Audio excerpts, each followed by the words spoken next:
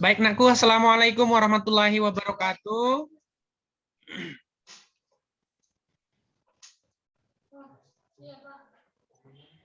Anak ayah sekalian, terima kasih sudah hadir untuk kegiatan Zoom meeting kita pada pagi hari ini. Materi yang kita akan bahas pada pagi hari ini adalah teks eksposisi, ya. Materinya teks eksposisi. Jadi apa sebenarnya yang dimaksud dengan eksposisi? Kemudian bagaimana kita ingin mengeksplorasi lebih jauh mengenai eksposisi, begitu ya. Ini akan kita bahas pada pertemuan kali ini. Nah, mungkin juga kamu bertanya-tanya, mengapa materi teks eksposisi, tetapi gambar yang ayah tampilkan itu lebih banyak ke bagian, ini gambar apa ini? Gambar batik ya. Kemudian ada orang menari, ini juga tarian-tarian Bali, ini juga iya. Nah, mengapa eksposisinya lebih banyak ke budaya? Jangan-jangan kita mau belajar seni budaya? Bukan. Yang kita pelajari hari ini adalah teks eksposisi, tapi nanti masuk ke konteksnya adalah tentang kebudayaan ataupun tentang keberagaman budaya di Indonesia. Nah, sebelum masuk ke lebih jauh mengenai teks eksposisi, kita akan membahas satu teks yang sudah saya susun mengenai keragaman budaya ini. Nah, saya akan perlihatkan kepada kalian semua.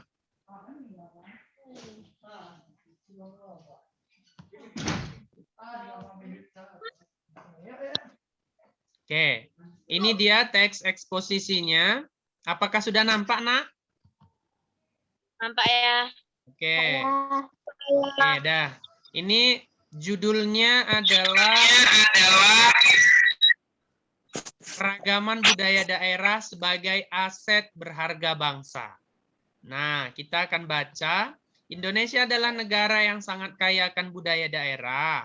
Indonesia memiliki 1.340 suku bangsa dan 718 bahasa daerah. Setiap satu suku bangsa memiliki beragam budaya, seperti tari daerah, busana daerah, rumah adat, dan lain-lain. Ini semua adalah anugerah yang wajib kita syukuri. Di samping rasa bangga akan kekayaan budaya Indonesia, ternyata beragamnya budaya ini juga dapat memicu konflik. Untuk itu, kita harus bisa bijaksana dalam menyikapi keragaman budaya ini, sehingga tetap tercipta keharmonisan. Kita harus bisa menjadikan keragaman budaya ini sebagai aset berharga bangsa. Lihatlah Danau Toba yang terletak di Provinsi Sumatera Utara. Danau vulkanik terbesar di dunia ini menjadi daya tarik bagi wisatawan, baik wisatawan lokal maupun wisatawan mancanegara. Tidak sampai di sana, keindahan Danau Toba ternyata didukung oleh kekayaan budaya yang ada di Sumatera Utara. Pertunjukan tarian etnik Karo, Toba, Simalungun, Mandailing, Melayu, Pak-Pak, dan lain-lain menjadi nilai tambah pemikat wisatawan berkunjung ke Danau Toba. Di daerah Aceh, kita melihat beragam budaya yang juga menarik untuk disaksikan. Tari Saman adalah salah satunya. Tari Saman bahkan sudah dipentaskan hingga ke luar negeri. Selain itu, bangunan budaya yang sangat terkenal di Aceh seperti Masjid Raya Baitur Rahman menjadi salah satu daya tarik wisatawan mengunjungi Aceh. Satu pulau yang dijuluki sebagai Pulau Dewata juga menjadikan kita sangat bangga sebab pulau ini sangat tersohor hingga ke luar negeri. Pulau ini bernama Pulau Bali. Bali menjadi destinasi wisata tingkat dunia bukan saja karena keindahan pantainya, tetapi juga kekayaan budayanya yang sangat dikelola dengan baik. Pertunjukan tari kecak adalah salah satu dari banyaknya budaya yang bisa ditampilkan. Rumah yang dihiasi dengan ukiran-ukiran dan banyaknya pura di mana-mana menjadikan Bali sangat berkesan. Pulau Jawa dengan jumlah penduduk terpadat di Indonesia juga tidak kalah dengan hal budaya. Ada suku Betawi, Sunda, Jawa, Madura, dan lain-lain di sana. Setiap suku ini juga punya kekayaan budaya masing-masing. Roti buaya adalah salah satu budaya di sana, tepatnya makanan khas suku Betawi. Ada juga wayang yang merupakan kesenian dari masyarakat Jawa. Ada pula batik Pekalongan yang merupakan busana daerah yang terkenal dari Provinsi Jawa Tengah. Dan masih ada budaya-budaya lainnya. Dari paparan di atas, sangat jelas bahwa kekayaan budaya daerah di Indonesia harus kita lestarikan. Kita harus bangga dengan budaya kita yang sangat beragam. Lebih jauh, kita harus menyadari bahwa kekayaan budaya itu adalah aset bangsa. Kita harus bisa memanfaatkan kekayaan budaya itu untuk memajukan pariwisata, atau bisa juga memproduksinya menjadi barang-barang bernilai jual. Sehingga pada akhirnya budaya itu tetap terjaga, sekaligus mampu meningkatnya perekonomian Indonesia. Nah, inilah dia mengenai satu teks eksposisi yang berjudul Keragaman Budaya Daerah sebagai Aset Berharga Bangsa. Nah, sekarang Ayah ingin tanya dari ini tadi, ini kan contoh teks eksposisi. Jadi yang diangkat pada teks eksposisi ini mengenai keragaman budaya daerah. Gitu ya, mengenai keragaman budaya daerah.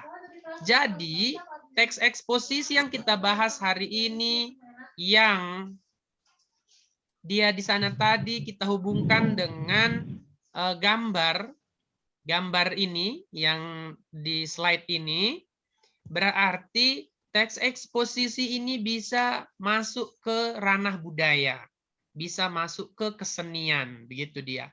Tapi ada satu hal yang harus kita pahami, anak-anak ayah sekalian, bahwa yang dimaksud dengan teks eksposisi itu apa, begitu ya.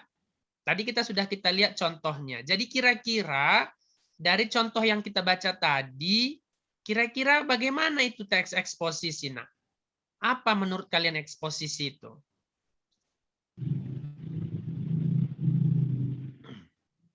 Apa kata kuncinya kira-kira untuk teks eksposisi ini?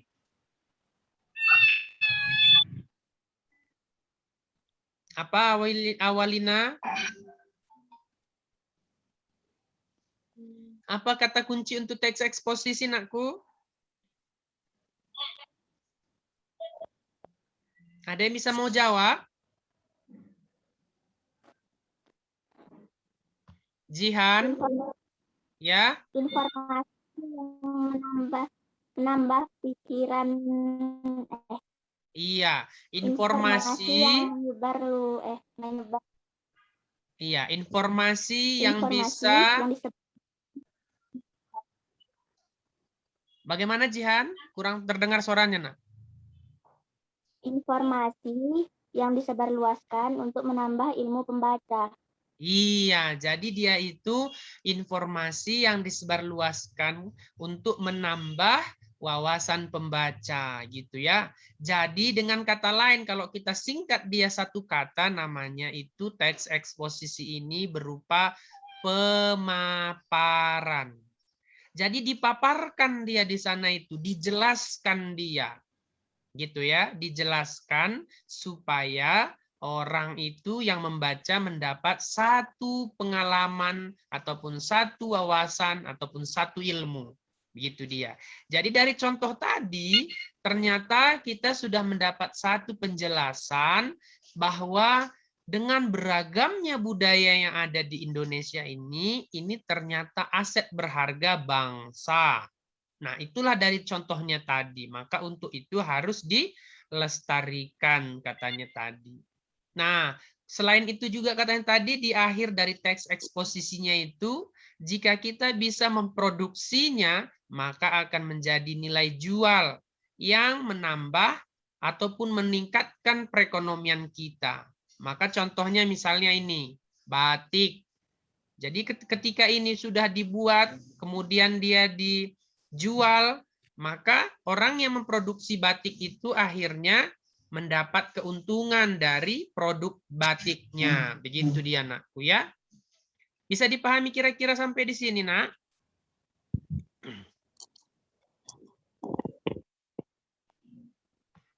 Atau ada yang mau bertanya? Bisa ya. Ada yang mau bertanya?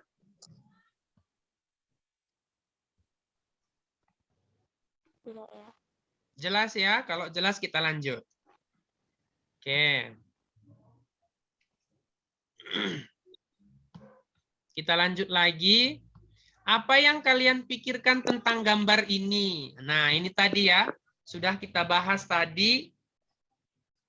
Jadi apa? Siapa yang mau jawab? Ayo, apa yang kalian pikirkan tentang gambar ini? Kemudian apa hubungannya dengan teks eksposisi? Siapa mau memberi pendapat?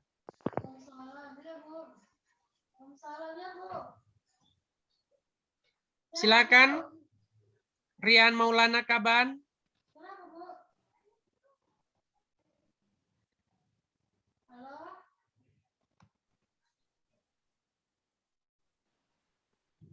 Sepertinya dia nggak mendengar tuh bagaimana? Arifin Tarigan.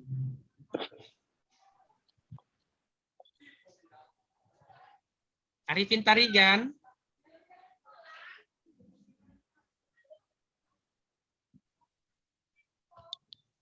Halo nakku, adakah yang mau memberi pendapat?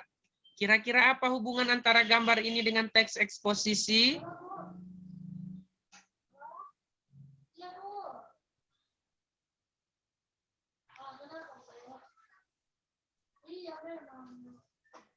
Bagaimana anakku? Ada yang mau menjawab? Ya, ini jangan-jangan udah keluar semua orang ini.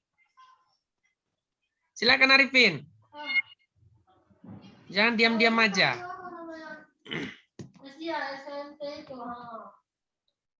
Karena kan dari cek di sini aktif kan dari sekolahnya Bu. Karena kan kemarin mau ganti perpal. Tidak ada yang mau menjawab? Belum bisa dia, nggak bisa karena 2 Sadmintal punya Ibu. Sadmintal yang admin itu. Iya itu belum diaktifkan Bu. Oke. Kalau tidak ada yang mau jawab, kita lanjut saja ya. Nah, jadi teks eksposisi itu apa sebenarnya? Teks eksposisi itu kalau kita lihat strukturnya, dia ada yang disebut dengan tesis ataupun yang disebut sebagai pernyataan pendapat.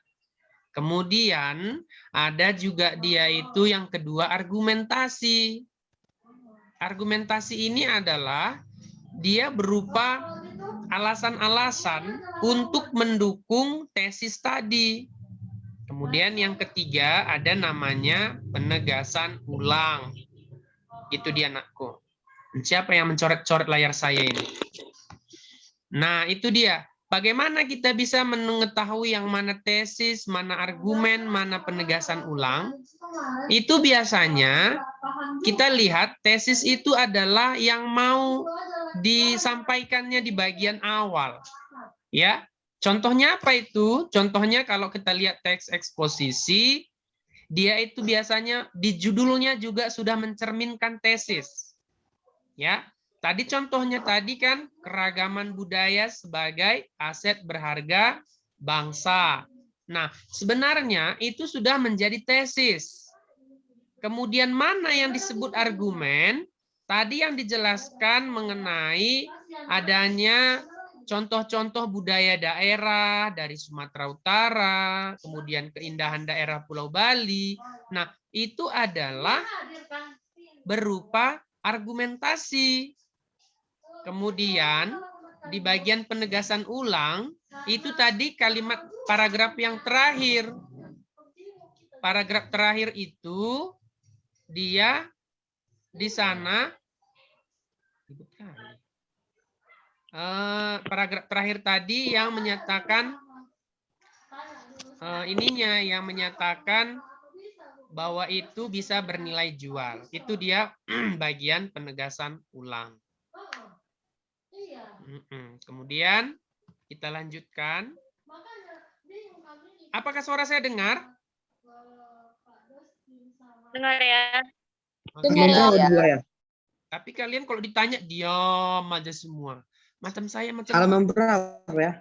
apa? Halaman berapa? Halaman berapa? Yang aneh lah kurasa memang si Arifin ini. Nggak nampak rupanya saya bagikan ininya ini. apa namanya nih? File apa namanya? Slide share-nya ini. Nggak ada kalian nampak yang saya bagikan ini di layar kalian? Nampak ya. Nampak ya. Nampak ya. Nampak ya. Malah si Arifin ini tahap apa yang dikira-kiranya. Baru bangun, belum mandi dia kurasa ini. Oke. Nanti kalian lihat di buku kalian pun adanya itu strukturnya itu. Nak. Aku nampak kalian memang kalian nggak pernah baca buku di rumah. Kasihan kali kalian. Oh alah. Lanjut. Saya hanya ingin membahas dulu ya. Nanti kalian baca, setelah itu nanti jumpa kita hari Jumat, disitulah nanti kalian saya gudami kalau nggak tahu. Oke. Nah, kita lanjut. Ini ada unsur kebahasan teks eksposisi. Nah, di bagian teks eksposisi ada beberapa hal yang menjadi ciri gitu ya. Yang pertama namanya ada kata benda. Nah, kemarin juga mungkin ada pertanyaan, ada yang disebut dengan nominalisasi. Nominalisasi itulah yang disebut dengan pembendaan. Kalau dengan kata benda itu bisa kita lihat contohnya yang memang dia itu bisa dilihat. Misalnya apa contohnya? Manusia, itu pasti kata benda. Nama orang misalnya, udah kata benda itu. Kemudian ada juga dia di sana itu bisa disangkal dengan kata bukan katanya. Meja bukan meja. Nah, berarti kalau bukan meja bisa diterima, maka meja itu adalah kata benda. Karena ada juga kata tidak meja. Kan janggal dia. Jadi kawannya itu kalau bisa masuk kata bukan di depan kata benda itu, maka dia termasuk kata benda. Ini contohnya. Bukan meja.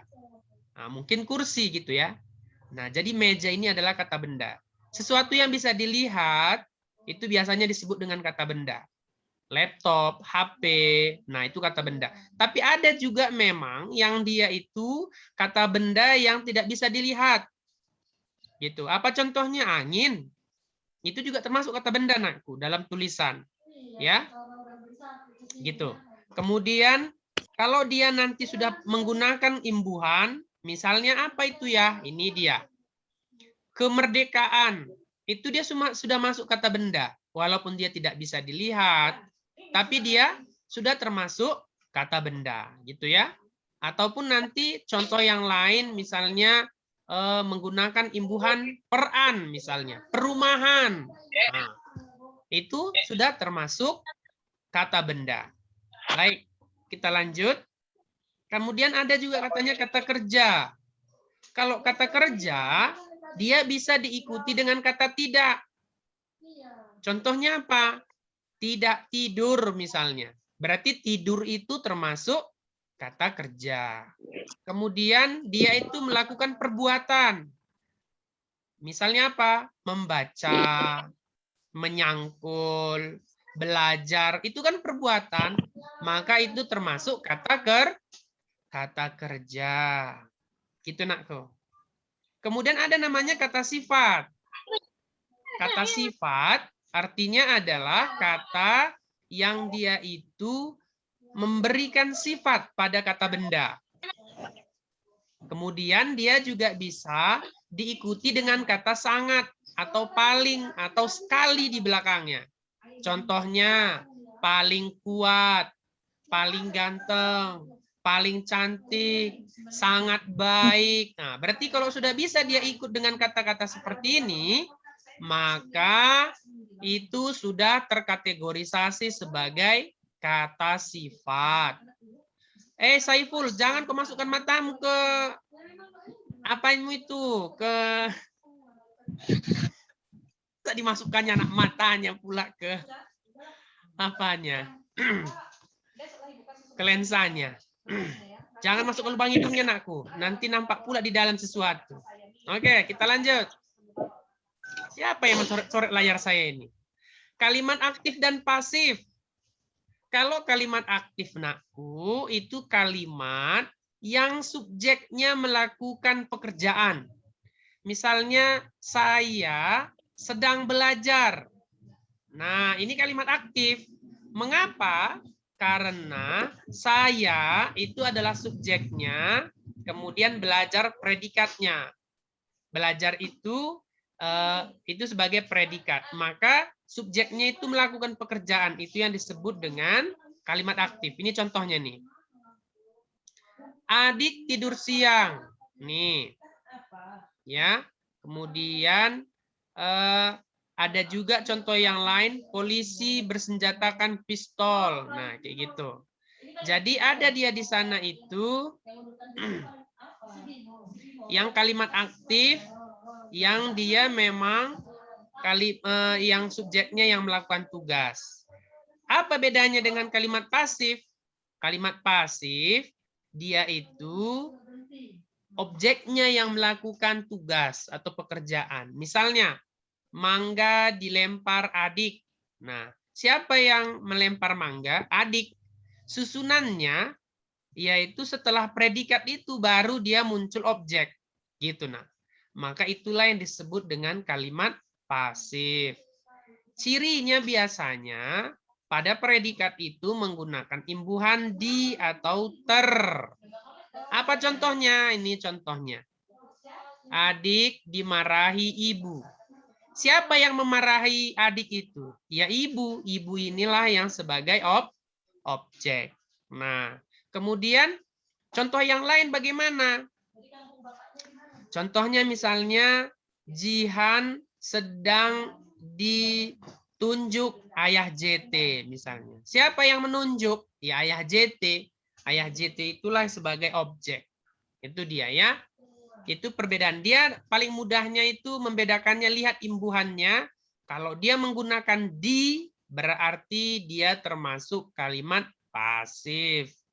Kalau dia imbuhan me, berarti dia kalimat aktif. Pelajaran SD yang dulu kalian pelajari ketika SD, gitu. Contohnya misalnya, adik melempar mangga. Nah, ini kalimat aktif atau pasif? Buka mikrofonnya. Aktif. Good. Kenapa kalimat aktif, Nurul? Karena menggunakan me. Oke, menggunakan imbuhan me pada predikat. Nah, bisa nggak diubah menjadi pasif, Arifin?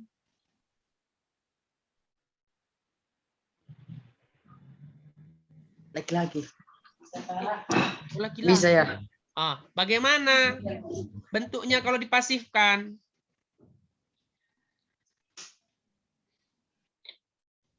Adik melempar mangga. Bentuk pasifnya apa?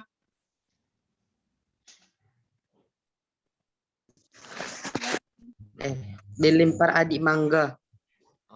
Supaya lebih mudah, mangga dilempar adik. Iya, begitu Adik. dia untuk kalimat aktif dan pasif. Begitu ya, anakku ya. Yang lainnya bisa dipahami? Bisa ya. Oke. Kalian jika ada yang tidak dipahami, catat semua. Hari Jumat nanti kita akan bahas lebih lengkap. Oke? Ajukan pertanyaan sebanyak-banyaknya kepada ayah JT supaya nanti kamu juga yang saya suruh menjawab. Oke? Kita lanjut. Nah, kemudian dalam teks eksposisi ini, apapun ceritanya, ini nanti kita juga harus paham cara menemukan ide pokok. Apa itu ide pokok? Nah, ide pokok itu adalah ide yang paling utama pada sebuah paragraf. Karena teks eksposisi ini pasti disusun atas beberapa paragraf. Misalnya contohnya seperti yang kita baca tadi. Ada beberapa paragraf. Tiap paragraf itu punya ide pokok. Gitu ya. Nah, jadi setiap ide pokok itu dia juga ada ide pokoknya. Setiap paragraf ada ide pokoknya. Begitu. Maka kita harus tahu yang mana ide pokok dan yang mana bukan ide pokok. Kalau ide pokok itu berarti dia yang paling penting, yang paling inti pada sebuah paragraf. Sedangkan ide penjelas itu bukan ide pokok, dia hanya melengkapi pada paragraf itu. Gitu dia, Nak. Jadi yang mana paling penting pada sebuah paragraf, itulah ide pokoknya. Yang bukan berarti itu adalah ide penjelas, ya. Oke. Nah, silakan nanti kamu boleh baca di buku kamu itu juga lebih banyak. Kamu akan bisa menemukannya, gitu ya. Tapi kita akan buatkan contohnya supaya kamu bisa pahami mengenai mana ide pokok dan mana ide penjelas. Gitu dia. Oke. Kita lanjut. Ini gagasan penjelas. Nah, ini katanya untuk menyusun sebuah teks eksposisi dapat dimulai dengan mendata gagasan-gagasan pokok yang sesuai dengan topik yang akan dibahas. Selanjutnya, gagasan-gagasan pokok tersebut dikembangkan dengan gagasan penjelas agar ide yang kita sampaikan menjadi jelas bagi pendengar atau pembaca. Nah, kita akan masuk bagaimana cara menemukan ide pokok itu. Ya. Jadi, ide pokok ini kan dia memang banyak dia jenis-jenisnya. Jadi, kalian harus bisa tahu yang mana ide pokok, yang ini menemukannya, begitu. Itu yang akan kita lihat. Ini sebenarnya pembelajarannya sudah pernah kamu ikuti barangkali di kelas 7 gitu ya.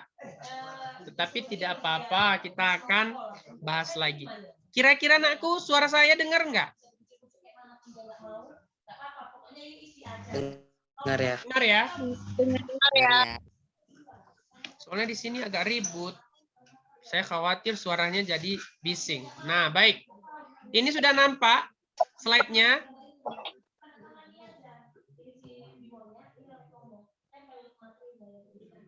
Sudah? Nampak ya.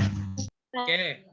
Nah, kita akan lihat yang mana yang disebut dengan ide pokok ya. Ide pokok itu tadi. Oke, ini dia. Ini masih contohnya ini kita ambil. Ya, saya akan bacakan satu contoh ini. Konflik antar umat beragama seringkali muncul belakangan ini. Konflik di tengah-tengah masyarakat yang majemuk memang terkadang sengaja dibuat oleh pihak-pihak tertentu untuk menciptakan kekacauan. Konflik lokal yang terjadi terus-menerus, baik yang melibatkan sentimen agama maupun tidak, cenderung mengancam keutuhan NKRI. Untuk itu, keutuhan tatanan masyarakat majemuk mesti menjadi perhatian semua pihak. Nah, kira-kira menurut kalian, yang ayah bacakan ini, yang mana ide pokoknya? Konflik antar umat beragama seringkali muncul belakangan ini. Oke, ada yang lain? Pendapat yang lain?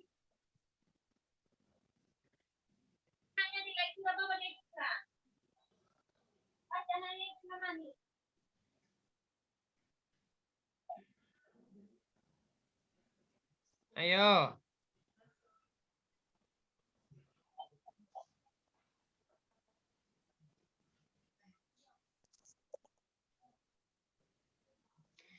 Yang paling awal dia kalimatnya atau paling akhir? Awal. Konflik antar umat beragama seringkali muncul belakangan ini, atau untuk itu keutuhan tatanan masyarakat majemuk mesti menjadi perhatian semua pihak. Ayo, yang mana yang paling inti menurut kalian? Awal. Akhir. Yang bilang Arifin awal. Siapa tadi bilang akhir? Jihan. Oke, Jihan. Yang lain Nurul Aryani? Mana nulis? Awal ya. Awal. Wahyu Suhendri? Yang awal ya. Yang awal. Yang mana jawabannya kalau begitu, Nabila? Nabila Rahma Oktavia? Yang awal ya. Yang awal. Ya, ini voting-voting kayak ini. Ryan Maulana Kaban ini gimana ini? Yang awal ya. Saiful Ramadan?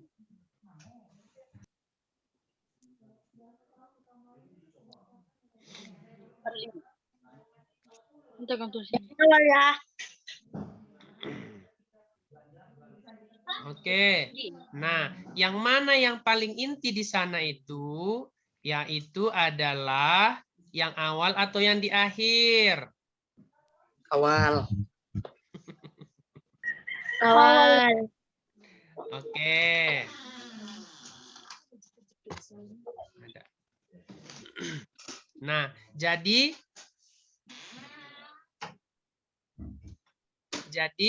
yang menjadi gagasan pokoknya di sana adalah yang kalimat awalnya ya, konflik antar umat beragama sering muncul belakangan ini gitu ya. Itu ya. Kalau dalam paragraf yang seperti ini disebut gagasannya yang di awal paragraf atau kalimat pertama itu namanya paragraf deduktif. Kalau dia di akhir namanya paragraf induktif begitu. Nah, itu dia anakku ya. Nah, baik, itu contoh yang pertama. Kira-kira sampai di sini dulu ada yang mau bertanya? Karena waktunya tinggal sedikit. Ada yang bertanya? Silakan.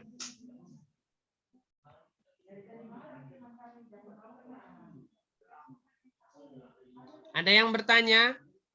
Apapun yang kita sudah bahas, silakan bertanya. Ada waktunya ini 3 menit lagi. Kalau tidak ada yang bertanya, kita lanjut. Nah, misalnya ini lagi. Indonesia adalah negara yang sangat kaya akan budaya daerah. Indonesia memiliki 1.340 suku bangsa dan 718 bahasa daerah. Setiap satu suku bangsa memiliki beragam kebudayaan, seperti tari daerah, busana daerah, rumah adat, dan lain-lain. Ini semua adalah anugerah yang wajib kita syukuri. Ini kira-kira kalimat utamanya yang mana?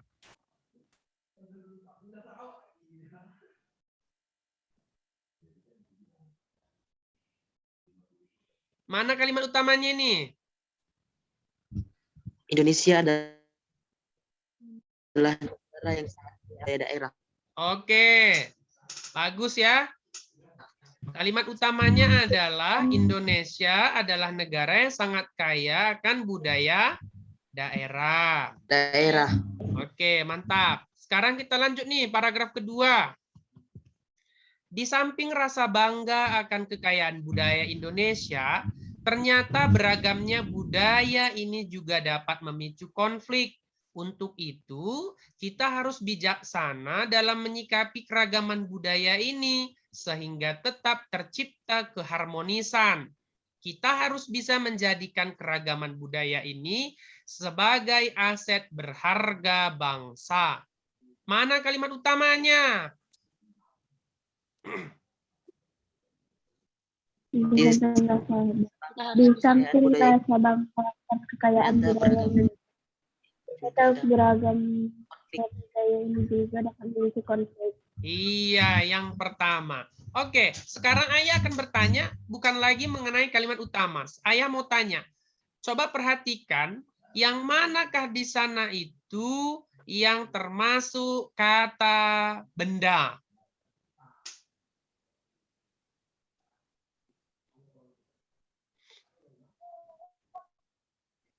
Kaya. Kaya itu bukan kata benda. Ada nggak kata sangat kaya? Nah, kalau bisa dimasuk dengan kata sangat, berarti dia itu termasuk kata sifat. Indonesia, ini kata benda tidak?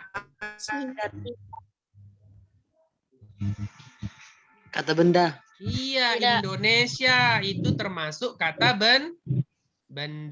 Oke, nakku, waktu Benda. kita tinggal 1 menit, silakan dibuka.